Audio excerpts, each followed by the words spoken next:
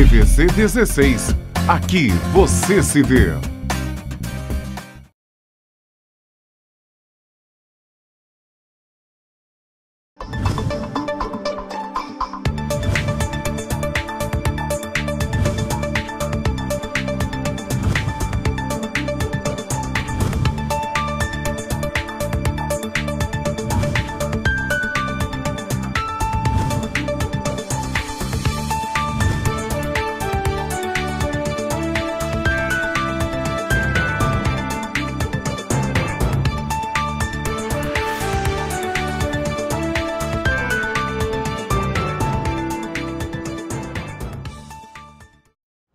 Olá, o programa original desta terça-feira, 23 de junho, está no ar.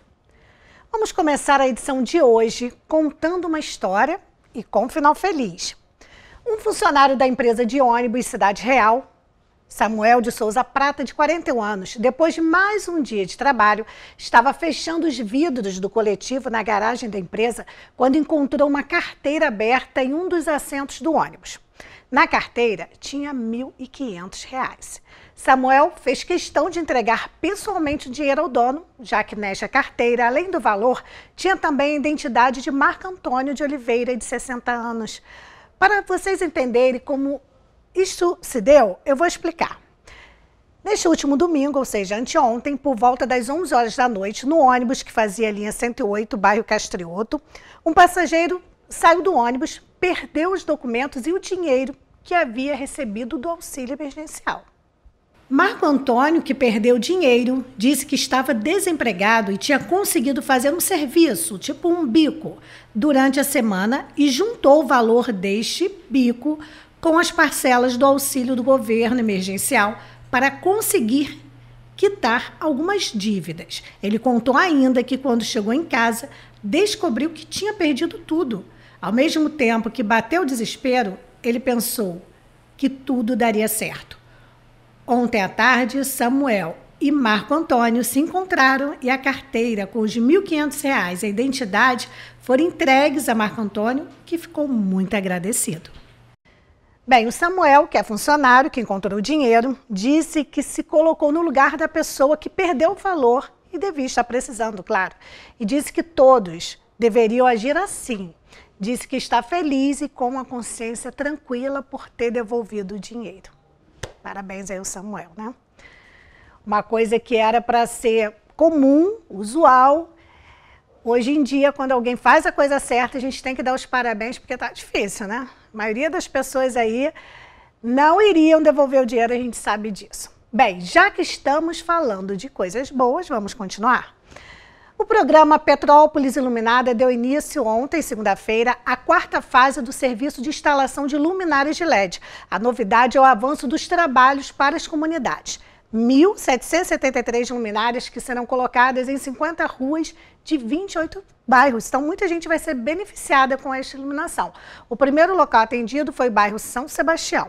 Esse trabalho torna a rede de iluminação pública aqui em Petrópolis mais eficiente, porque a tecnologia do LED permite iluminar mais, com menor consumo de energia e menor demanda de manutenções. O Departamento de Iluminação Pública estima uma economia anual de mais de R$ 100 mil com esta medida. Esta é a quarta fase do serviço de instalação de LED em Petrópolis. Desde o ano de 2018, 735 luminárias foram instaladas em 34 ruas do centro. Nesta segunda fase, foram realizadas 10 trocas de lâmpadas comuns por LED na rua São Sebastião. Nos próximos dias, o trabalho será realizado também na Praça João Augusto Borba, Praça Frei Leão, Rua Indaiá, Rua Vital Brasil e Rua Capitão Paladini. O levantamento feito pelo Departamento de Iluminação Pública das lâmpadas comuns, vapor de sódio, com potências que variam entre 70 e 250 watts para luminárias de LED, entre 50 e 180 watts, Com isso, a redução de consumo de energia anual estimada é de 441 kWh. A tecnologia possibilita ainda menor necessidade de manutenções, isso porque ela tem maior durabilidade. Uma lâmpada de vapor de sódio de 250 watts, por exemplo, tem vida útil de 32 mil horas e demanda um reator que dura 20 mil horas em média. Já uma luminária de LED com 180 watts dura 50 mil horas em média. E hoje o programa está muito bom, vamos continuar falando de coisas boas. Você gosta de plantas medicinais? O Fórum Itaboraí Fiocruz Petrópolis lança a segunda publicação sobre o uso de plantas medicinais, incluindo orientações para cultivos domésticos e comunitários. Já está tudo disponível para consulta gratuita lá no site www.foritaboraí.fiocruz.br. A segunda parte da publicação, Introdução ao Uso das Plantas Medicinais em Petrópolis, uma iniciativa do Fórum Itaboraí, Política, Ciência e Cultura na Saúde, na unidade da Fiocruz em Petrópolis. Tem tudo lá no site que está aqui na tela. A publicação, que integra a coleção Cadernos do Itaboraí, reúne fotos, nomes científicos e populares, curiosidades e informações sobre o uso mais frequente de 23 novas espécies de plantas medicinais comumente encontradas em Petrópolis. O caderno inclui também orientações para cultivos domésticos e comunitários destas plantas, utilizadas habitualmente como remédios caseiros. O Detran inicia esta semana a segunda fase do plano de retomada gradual das atividades. Em Petrópolis, os postos localizados no terminal do centro e também no do Alto da Serra voltaram a abrir para atendimento de entrega de carteiras de identidade e também para o licenciamento anual. De acordo com as regras do Detran, o posto do centro no terminal rodoviário está funcionando para entrega dos documentos de identidade solicitados antes da pandemia da Covid-19. O serviço não necessita de agendamento e os atendimentos são realizados de segunda a sexta-feira, das 8 horas da manhã às 5 da tarde. Já o posto do Alto da Serra está atendendo em sistema de drive-thru para o serviço de licenciamento anual. Entrega da documentação 2020, de segunda a sexta-feira, das 10 horas da manhã às 4 da tarde. Para este serviço, é necessário realizar agendamento pelo site ou pelo teleatendimento. E na rua Paulo Barbosa tem a maior loja de móveis no centro de Petrópolis, Caminhada Móveis. Caminhada Móveis, com mais espaço e conforto para suas compras. A nova Caminhada espera você com um cafezinho fresquinho e mobiliário completo para seu lar. Dormitórios, colchões, estofados, sala de jantar, mesas, copa, cozinhas, home theater e muito mais. Venha conferir tudo isto em mais de 1.000 metros quadrados, com atendimento de excelência e pontualidade na entrega. Caminhada Móveis. Nova no espaço, mas tradicional em bom gosto e qualidade. Rua Paulo Barbosa, 92, Petrópolis. Vamos agora para as notícias da região Centro-Sul, com meu colega jornalista lá, Lúcio Almeida. Boa tarde, Lúcio. Boa tarde, Beth. Boa tarde também a você que acompanha o programa original aqui pela TV Cidade de Petrópolis. Beth, vamos começar a nossa participação falando sobre os casos policiais que aconteceram no dia de ontem aqui na nossa região. Policiais militares prenderam 2 homens no bairro da Reta, em Levi Gasparian. Com eles foram encontrados 19 gramas de maconha, 2 gramas de cocaína, 11 frascos de lança-perfume e um pé de maconha. O caso foi encaminhado e registrado na 108ª DP Três Rios. Já no bairro Monte Castelo, em Três Rios, a polícia apreendeu 2 pistolas 9mm e 26 munições do mesmo calibre. A apreensão aconteceu em uma residência, onde a denúncia apontou um homem de 25 anos como proprietário do armamento.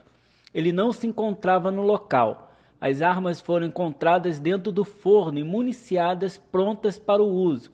A diligência foi acompanhada por uma testemunha. A ocorrência foi apresentada na 108ª DP, em Três Rios, onde o caso foi registrado. Beth, os horários de funcionamento do comércio sofreu uma nova alteração na cidade de Três Rios. No dia de ontem, o prefeito Josimar Salles se reuniu com representantes da CDL e também com comerciantes do município. Definiu um novo horário de funcionamento baseado no decreto estadual que visa o enfrentamento ao Covid-19. A partir desta terça-feira, o comércio na cidade de Três Rios passará a funcionar de segunda a sexta-feira, das 10 às 18 horas.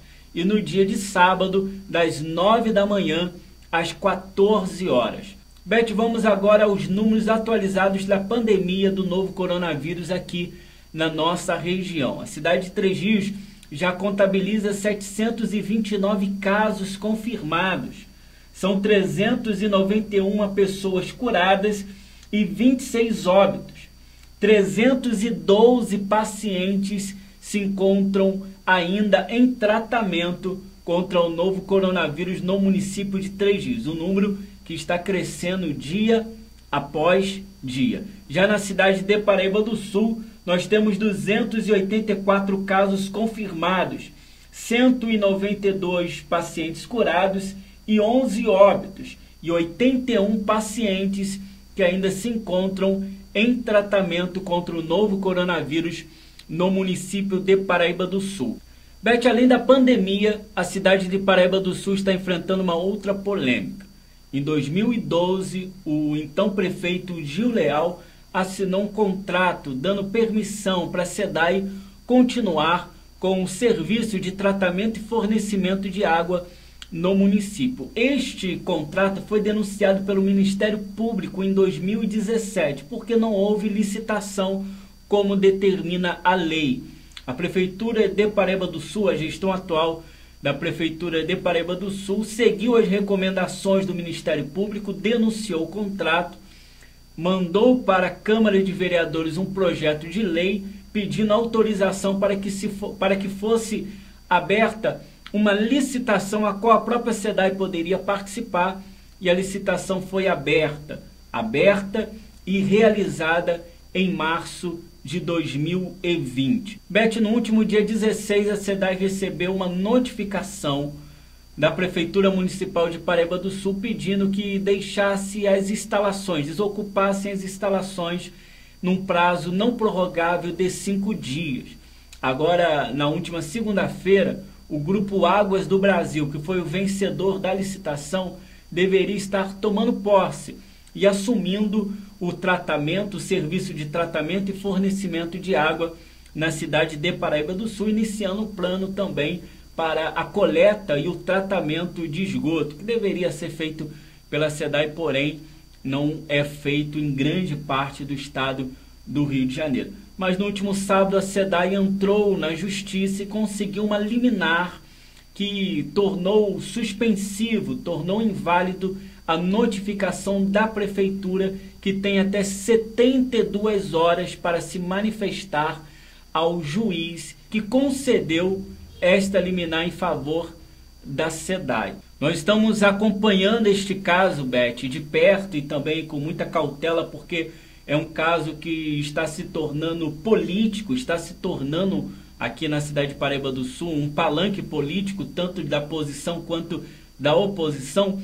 Então nós estamos acompanhando com bastante cautela, analisando documentos, pedindo vista de documentos para que nós possamos falar aqui assim que a decisão final for tomada pela Justiça, com propriedade e também com isenção, com imparcialidade. Estas são as principais notícias da cidade de Paraíba do Sul e de Três Rios. Eu sou Lúcio de Almeida para o programa Original. É com você, Beth. Muito obrigada, Lúcio, e amanhã tem mais. Hoje a psicóloga Leandra Iglesias, seguindo a série sobre o manejo do uso de álcool e outras drogas em tempos de pandemia da Covid-19, vai falar sobre a droga ilegal mais usada no Brasil. Mitos ou verdades? Maconha, o que você precisa saber?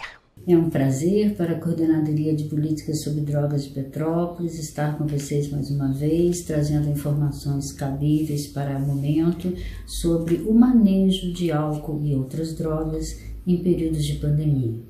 Eu já falei aqui das drogas legais, sobre o cigarro e sobre o álcool. Hoje eu vou falar sobre a droga ilegal para o Brasil, ainda é uma droga ilícita. É uma droga natural, mas ainda é uma droga ilícita que é a maconha, a cannabis sativa. Nessa cartilha também eu falo sobre os efeitos da maconha e as dicas para o manejo dessa substância, principalmente em tempos de pandemia. A maconha é derivada de uma planta cannabis sativa que tem mais de 400 propriedades. Dessas propriedades se separa o canabidiol e o THC para estudos. Estas substâncias, essas propriedades é que vão trazer ao indivíduo as reações na percepção, na emoção e no comportamento. E é uma droga considerada perturbadora do sistema nervoso central. Ela tumultua, ela perturba o sistema nervoso central.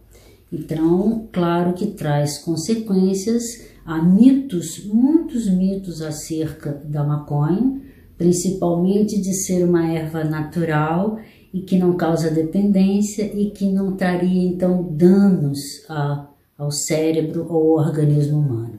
Isso é um dos maiores mitos. Apesar de ser a terceira substância mais usada no mundo inteiro, a primeira são as duas listas no Brasil, o tabaco e o álcool, e a maconha, a cannabis sativa, então é a terceira maior droga utilizada no mundo inteiro. O Brasil não é diferente. Também está havendo uma precocidade, o que nos preocupa muito, porque é essa precocidade para um cérebro que está em desenvolvimento, que só está maduro em torno dos 25 anos, e o jovem muito cedo já está fazendo uso da maconha, o que vai prejudicar o desenvolvimento cerebral dele. O primeiro prejuízo que tem é exatamente aquilo que a gente chama da síndrome amotivacional, ou seja, aquele jovem fica sem motivação para fazer as coisas, né? Ele fica mais lento, ele fica mais introspectivo. Para aqueles que têm uma ansiedade, ele vem como um alívio, o que é perigoso, porque acaba sendo automedicação. Eu fumo maconha porque eu sou muito ansioso e isso me diminui a ansiedade. No início, sim, como o álcool, que é depressor do sistema nervoso central, no início ele dá aquela euforia, mas depois deprime. A maconha também, no início do uso, ela traz esse certo alívio que o jovem principalmente fala acerca da ansiedade, porém, se ele já tiver um traço de depressão, ele começa a apresentar mais sintomas de depressão, até que a depressão se instaura de uma vez mais fortemente naquele jovem. A maconha também causa problemas de memória, de atenção, de concentração, de coordenação. Em Portugal, por exemplo, 75% dos jovens que começam a fumar maconha entre 14 e 15 anos não chegam à universidade, e nós temos que ter muita atenção com essa substância, que ainda é pauta de muita discussão no Brasil. Principalmente também, alguns devem estar perguntando, mas e a maconha medicinal? Na comunidade científica, na academia, a gente costuma dizer que não existe maconha medicinal. O que existe é uma propriedade, não é, da maconha, da cannabis sativa, da feminina, que na ponta da planta, no terço da ponta da planta, tem uma glândula. Essa glândula tem uns pelinhos, esses pelinhos eles secretam, né? Essa glândula, esses pelinhos secretam uma substância que são os canabinoides.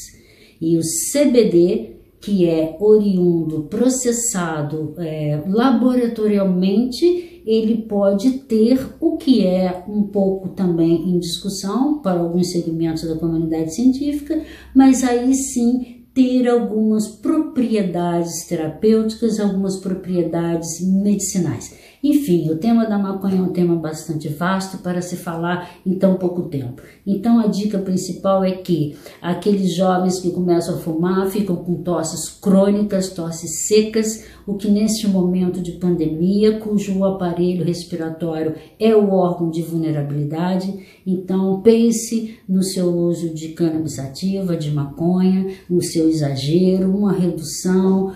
Quem sabe dar um tempo nesse período de pandemia e a gente volta a conversar mais tarde, depois que tudo isso passar. Mas, sem dúvida nenhuma, a maconha é prejudicial em vários sentidos, não só dos danos do nosso cérebro, do nosso sistema neuroquímico, do nosso sistema cerebral, como do nosso comportamento também. Então, a dica é: adie ao máximo a sua experimentação. Há muitos outros brilhos na vida que não precisa ser aditivado por uma substância que causa alteração no sistema nervoso central.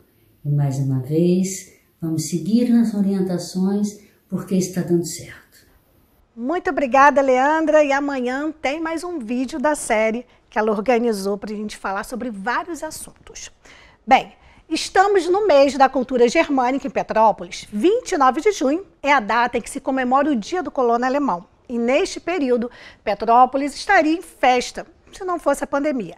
Este ano, a famosa Bauernfest está em sua 31ª edição e vai ser comemorada, gente, virtualmente. Mas e as delícias que todos os anos consumimos na festa? Então hoje vou mostrar para vocês que é possível sim, mesmo com festa virtual, comer deliciosas iguarias da cultura germânica. Que tal resgatar a cultura através dos pães e cucas? Neste ateliê, onde tudo é feito manualmente e com muito carinho, viemos conhecer vários tipos de pães que remetem aos tempos de quando os imigrantes germânicos chegaram em Petrópolis, em busca de um novo mundo, uma nova vida. Trouxeram para o Brasil a mão de obra que ajudou a construir o que hoje é a nossa querida Petrópolis e deixaram para nós esta maravilhosa gastronomia, os pães. Na época, os colonos faziam os pães com o que tinham ao alcance. E para que o alimento diário ficasse mais nutritivo e saboroso, cada família fazia os pães de um jeito. Daí surgiram muitas formas e sabores. Alguns permanecem até hoje, pois foram passados de geração em geração. Outros sumiram no tempo. Tatiana Tinoco conta um pouco desta história através dos pães. Eu morei um tempo atrás na casa do alemão, uma amiga minha, que me deu a ideia. Falei, poxa, você faz tanta coisa bacana, por que você não resgata a cultura, né, germânica aqui em Petrópolis, fabricação dos pães? Aí eu comecei a pegar a receita com ela, que ela já tinha uma certa habilidade para estar fazendo as receitas. E eu comecei a estudar também, né, fazer alguns cursos dentro da área gastronômica, né, e estou produzindo aí a cuca, né, e outros pães também, resgatando dentro da área da cultura em Petrópolis, porque a gente tem vindo nas festas e nas festas não tem encontrado, né, as receitas originais. E minha intenção é resgatar, né, isso tudo que nasceu aqui dentro de Petrópolis para as novas gerações, né. Mais tradicional dentro da cidade é a cuca alemã, né, é a cuca de farofa, né, e a cuca de frutas, que foram trazidas pelos alemães, né, 1845, que é bastante tempo, né. Quando eles chegaram aqui, eles não encontraram material para ter, assim, para fazer como eles faziam lá. Mas eles conseguiram fazer aqui com o nosso material. Então, ela é reconhecida no mundo inteiro, né, a cuca alemã. Eu fiz alguns panetones que foram para a Itália, né. Isso foi no ano passado, uma amiga minha levou e gostaram muito. E todos os anos agora eles querem. E esse panetone também foi feito, foi trazido para cá também, colonizadores, né? Então eu resgato todas as receitas, aí em diante eu tenho fabricado através de encomendas, né? Bastante pessoas de fora também me pedem. Durante a festa as pessoas procuram muito a cuca de farofa, né? Que é a cuca que ela é feita com banha, ela não é feita com manteiga como se faz na padaria tradicional. Ela é feita com trigo, ovos, leite. Ela leva um material bem assim, diferenciado das padarias. A massa é bem diferente, tá? São receitas tradicionais mesmo e é totalmente diferente. Leva raspinha de limão, noz moscada, né? O resto da receita a gente vai... né? Segredo. Mas o pessoal pede muito esse tipo de pão. É pão bolo, né?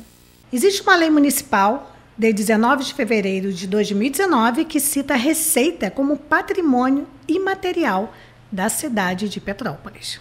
Em 19 de fevereiro de 2019 foi sancionada uma lei, né, que determina que a cuca alemã ela é patrimônio imaterial da cidade de Petrópolis. Tá? Ela foi tombada como patrimônio imaterial. O Instituto Municipal de Cultura, né, eles estão dando um apoio, só que por conta do coronavírus deu uma paradinha, mas eu estou buscando, né, um aumento, no caso da receita, estou esperando algumas respostas também. Estou aguardando, ansiosa, porque aqui em Petrópolis eu acredito que não tenha ninguém que tenha isso em mãos, esse documento em mãos, né, ou um certificado, ou um selo de autenticação, para que a gente possa estar vendendo também para fora e mostrando nossa cidade também, né, através disso. Também tem, né, o turismo também, que envolve tudo, envolve turismo, envolve a cultura. E eu estou aguardando, ansiosa, né? Vocês aprenderam um pouquinho aí da parte da cultura mais gostosa, que é a gastronomia. Mas agora eu vou aprender na prática o que é a cultura germânica através dessa cuca bem tradicional.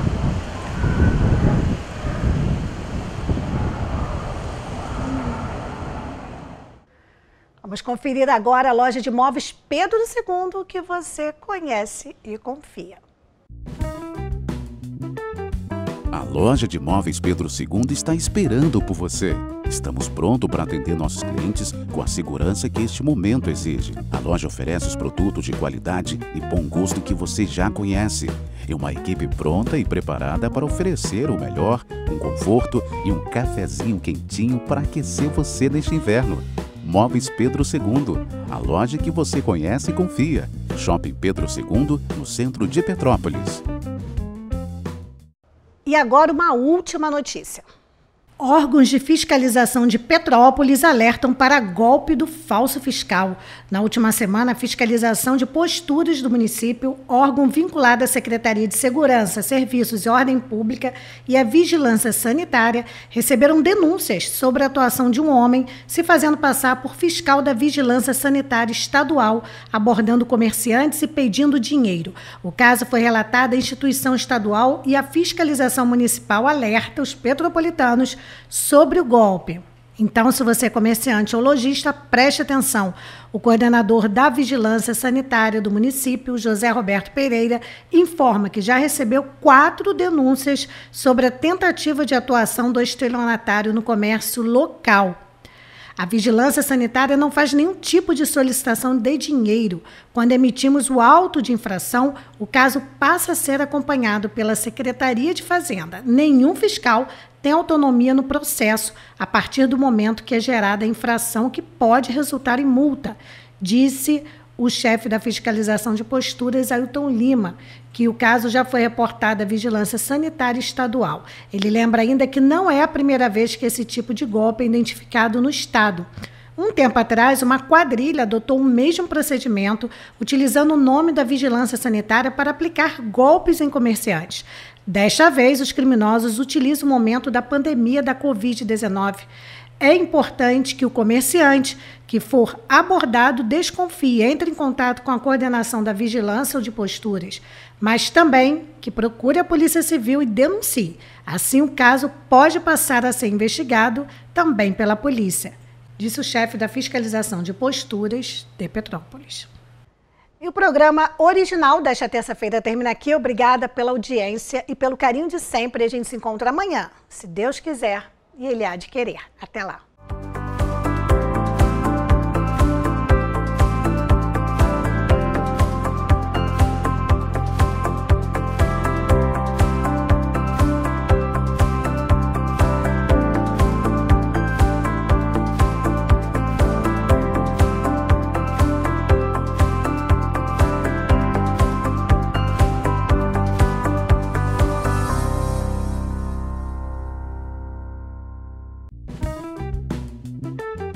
A loja de móveis Pedro II está esperando por você. Estamos prontos para atender nossos clientes com a segurança que este momento exige. A loja oferece os produtos de qualidade e bom gosto que você já conhece. E uma equipe pronta e preparada para oferecer o melhor, um conforto e um cafezinho quentinho para aquecer você neste inverno. Móveis Pedro II, a loja que você conhece e confia. Shopping Pedro II, no centro de Petrópolis.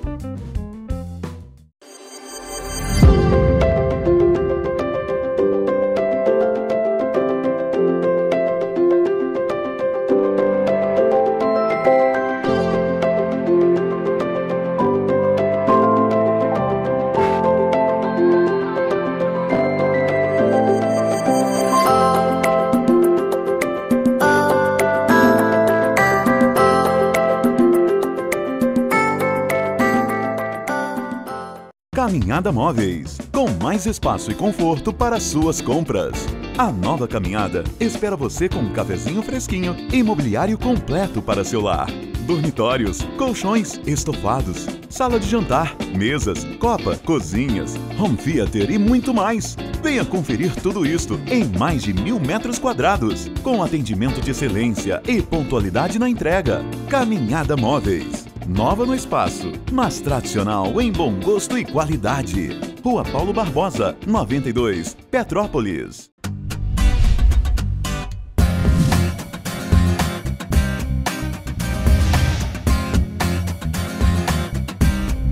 TVC 16. Aqui você se vê.